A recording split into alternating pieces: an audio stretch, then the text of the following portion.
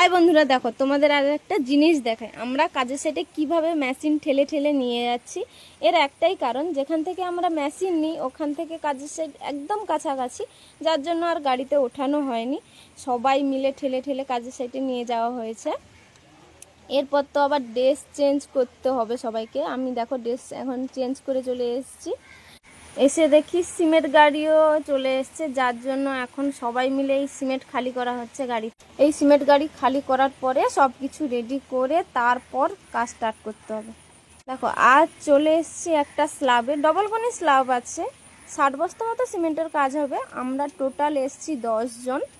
দেখো এই ঢালাই কাজে সব কিছু রেডি করতে করতেই টাইম চলে যায়, বিশেষ করে এই ডবল কোনি হলে তো কাজটা রেডি করতে করতেই 10টা বেজে যায়, তারপর কাজ স্টার্ট করা হয়। দেখো তোমাদের সাথে কথা বলতে বলতে সব কিছু কাজ রেডি করে এখন মেশিনও স্টার্ট করে দিয়েছে, আর এখন কাজও শুরু হয়ে গেছে।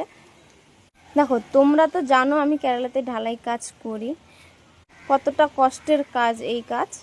আমার এই কাজের ভিডিওটা তোমরা যদি একটু বেশি বেশি করে শেয়ার করে দাও, কি এমন ক্ষতি হয়ে যাবে তোমাদের কাছে আমার একটাই অনুরোধ, প্লিজ আমার ভিডিওটা একটু বেশি বেশি করে শেয়ার করে দিও। দেখো আমার এই বয়সে যে আমি এত কষ্ট পাবো জীবনে, সত্যি আমি কখনো ভাবিনি। আসলে গরিব ঘরের মেয়ে তো, তার জন্য সুখ কী জিনিস আমরা জানি না। দেখো আমার বয়সী মেয়েরা তারা এখন কি করে খায়, আর আমাকে এখন কি করে খেতে হয়। আমার কপালে কি এই লেখা ছিল? ভগবান যে কেন আমাকে মানুষ জন্ম করে পাঠালো।